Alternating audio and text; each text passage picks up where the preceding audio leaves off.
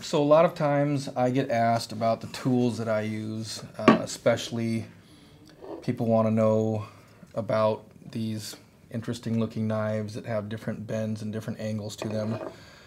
And really the primary tool of the Northwest Coast carver are these crooked knives, bent knives, hook knives. You know, there's lots of different names that people call them.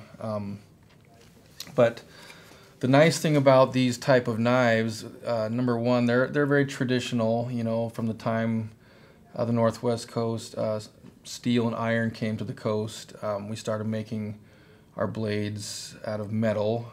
It's much more efficient than other materials.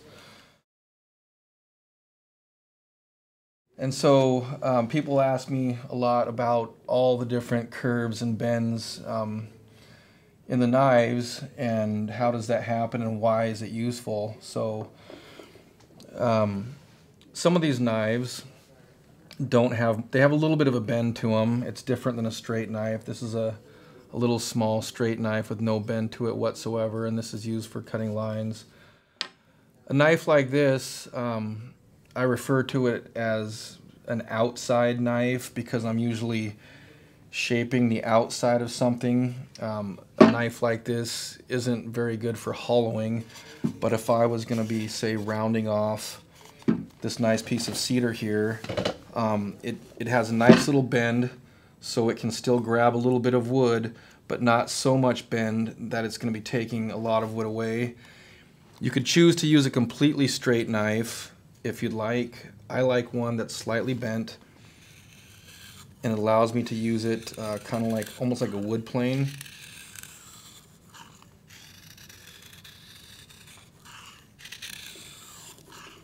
So I can get really nice cuts in the wood, and I can get, you know, things shaped, and it's good for rounding, or if I wanted to do a little surface work on a flat surface, I can catch a little bit of the wood. And one of the tricks to using these knives is I see a lot of people, they say, well, those knives are so difficult to use. And I think a lot of that comes from the angle people hold the knives. A lot of people want to take their knife and turn it like this and start pulling down into the wood. And if you do that, it is difficult, and the knife is trying to dive straight down through the wood. And so when I'm teaching some of my students, I'll tell them to take the knife and set it on the wood and try to move it back and forth without it cutting anything. And then I tell them to tip it up just enough that it will start grabbing a little bit of the wood, and to try to keep it at the same angle. And I can pull this knife all the way through, you know, and take off a little shaving like this.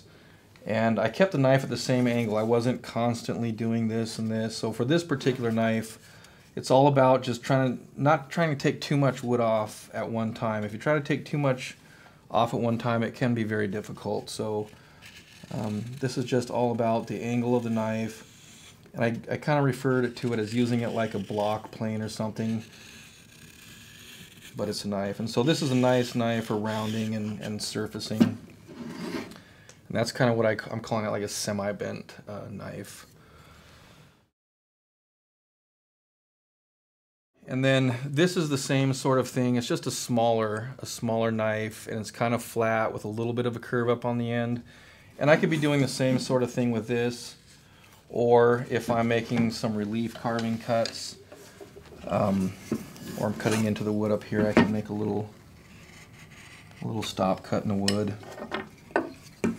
And I can use this, and this is I can push it like this. I can hold it like a pencil. It's very versatile. So this one here, this one does the same thing that the bigger one does, only it allows you to get into finer places with more detail work. And sometimes I find myself using this one for outside shaping as well. But a lot of times I use it for relief carving. This particular knife here, my dad made this one for me, and he I haven't seen these before, but he makes this one, and what he did is it doesn't have a lot of curve to the knife blade, but at the very end where the knife blade goes up into the handle, it really curves up. And what that does is it allows my hand to be up and away from the work surface. So if I'm having to use something like this and I have a big piece of wood and maybe there's something sticking up over here, I can't quite get my hand in there, or I have to drag my hand across the piece of wood and it starts abrading the back of my hand. This one here allows me to get my hand up and away from the wood, and if there's something over here that's preventing me from getting my knife blade in there, having the knife bent up like this really allows me to keep my hand out of the way. When we start talking about hollowing tools, this knife has a much more pronounced bend to it. And this is a knife that when you want to start hollowing or really digging into something, so this is something, it's the back of a whistle I'm going to be hollowing out anyway, so this is something that's going to allow me to get in there and really start being aggressive with taking the wood out. And when you're hollowing, the grain loves to switch on you right down in the bottom of your hollow. I don't know why, it just seems to always do that. So it's kind of nice, once again, that they're sharpened on both sides, so we can carve from both directions. And sometimes when the grain gets funny on you, you can carve across the grain. So a nice sharply bent knife like this, you know, I kind of refer to that as a hollowing knife. So if you need to carve a large groove or a valley, or you need to be hollowing on something at the inside of a bowl or a mask or the inside of a rattle, if you're going to use a hook knife, this is probably the one that you would use for that. There is an infinite possibilities for the sizes of your knives. This one is essentially the same as this one, just on, a smaller scale. And this is one that I would use a lot for, say, relief carving or hollowing out an ovoid. If I'm hollowing out something small, this gives me the ability to get in there as well. And if I was going to be hollowing out an ovoid or something for relief carving, this gives me the ability to get both hands down here, and you know, I can take really tiny little bits of wood, or I can still carve like a pretty good sized groove with this one if I need to. So you can have a very light touch, do some surfacing. I have hook knives like this, probably in 8 or 9 different sizes. This knife is one that a lot of people ask me about. They're like, my goodness, you know, what do you do with a big knife like that? And what's with the shape of the handle? Well, if you get into knife making, or you know, a custom knife maker, this one my dad made for me. My dad's made a lot of tools for me. He made this one to sit right in my palm, and it starts bending up the same width as my hand, and then my thumb falls right into place. And so this one just feels really wonderful in the hand. Now, this is something for hollowing out things in the extreme. If I'm getting up into a big area like this, the knife blade is long enough and the handle's long enough, and it keeps my hand up away from the work, and this allows me to get in here and kind of surface and smooth the inside of something big like a mask or a headdress or something like that. And another great thing about this particular knife, and another reason for the big handle like this could be used in a totem pole situation, or if you're carving a big red cedar panel and you need to be really removing some wood, I can hold this then in my left hand, and it fits very well in the left hand, and then I can also get a grip up here, so I can use 2 hands if I need to be pulling. So this is a knife that I don't use a lot, but when I do use it, I'm very, very thankful that I have this knife.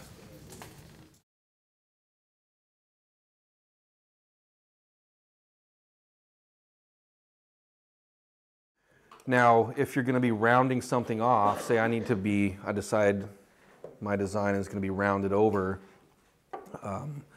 you can use a completely straight knife, or we can use a knife that has a little tiny bend like this to it. And this allows me to just kind of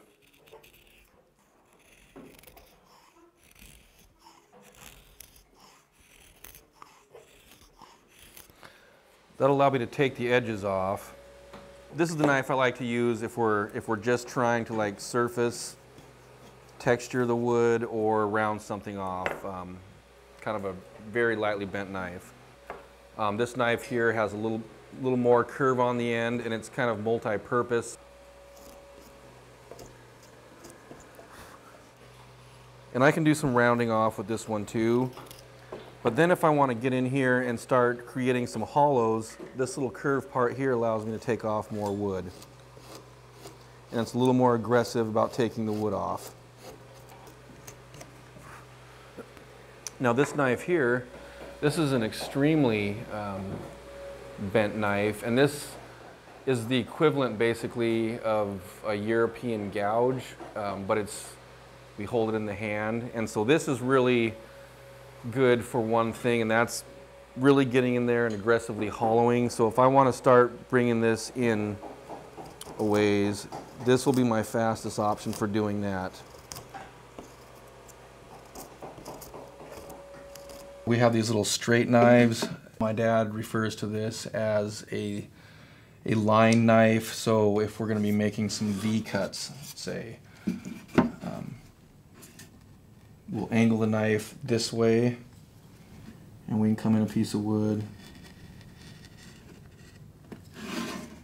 and then we can come the other way and cut the same way, and the cut will meet down in a V, and that's why we refer to it as a V cut.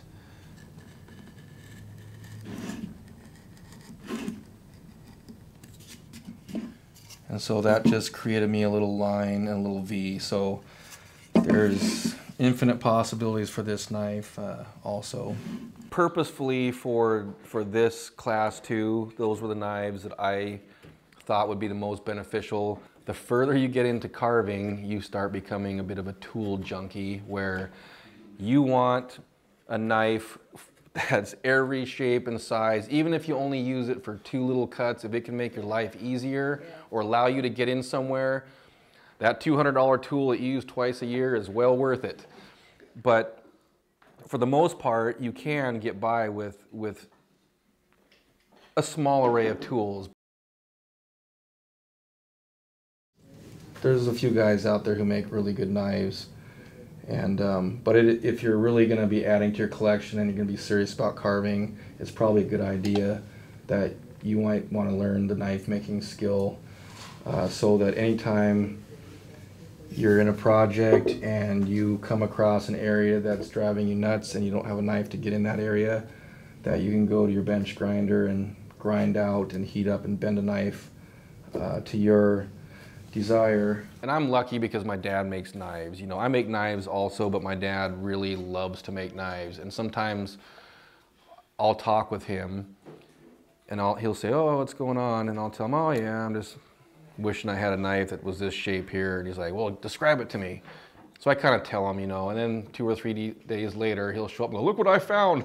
And he'll have that knife that I described, you know. So making tools is a useful skill because it gets really expensive to buy them all the time. This is JB Weld, and these were meant to be like Sherman tanks, you know, because these are an ash handle, and there's also the blades on these have been countersunk and tapped on a drill press, and then there's a stainless steel screw.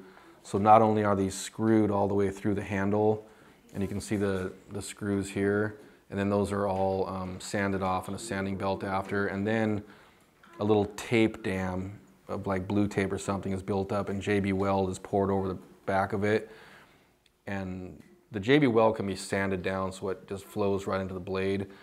But this is really, I mean, an indestructible knife, or well, that's not true. No knife is indestructible. If I were to take this and clack it around on another knife blade, it would damage the tip, but it's not, the knife's not going to come out of the handle. When I first started making knives, everything was about wrapping them, you know, and the looks of them and everything like that. But if you're trying to make lots and lots of knives, the handle wrapping process can be, you know, time consuming and labor intensive, and it looks great. But if, you know, for this purpose here where I'm making a whole bunch of knives for, you know, to be shared by people, these were kind of meant as a, you know, a Sherman tank sort of a knife.